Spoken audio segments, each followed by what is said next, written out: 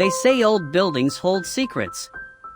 The kind that hide in the cracks of the walls, in the dust of forgotten rooms, waiting for the day someone stumbles upon them.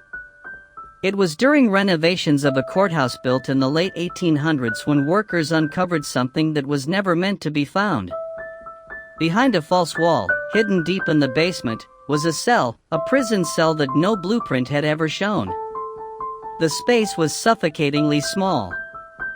Barely enough room to stretch out. The stones were damp, stained with years of neglect. And across those walls, carved into the rock itself, were hundreds of marks, lines scratched one by one, as if someone had been counting each passing day. But this wasn't just an empty room. In one corner lay rusted shackles still bolted to the wall, a crumbling cot, and on it, a faded prison uniform. Whoever had been locked in here wasn't a figment of imagination, someone had truly lived, and suffered, in this hidden cell. Among the dust, workers discovered something even more chilling, a leather-bound journal. Despite the decay, its pages were still legible.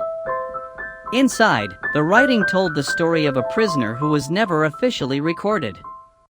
No trial, no sentence, no name on any roster.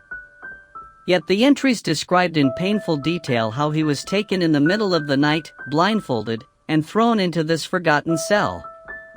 He wrote of guards who never spoke, nails shoved through a narrow slot in the door, and years of silence that nearly broke him.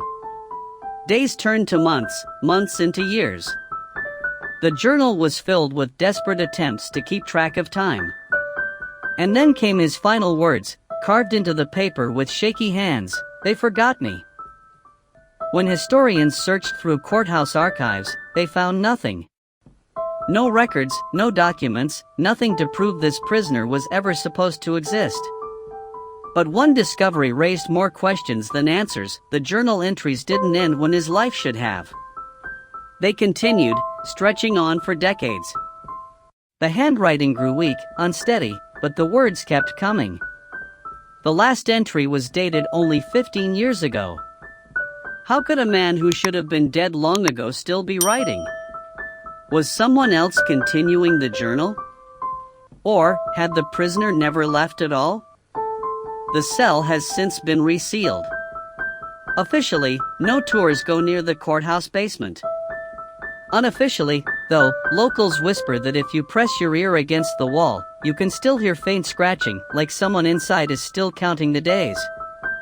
Whether the prisoner was a forgotten victim of corruption, an experiment gone wrong, or something beyond explanation, no one knows. All that remains is a locked cell, a fading journal, and a mystery the courthouse refuses to acknowledge.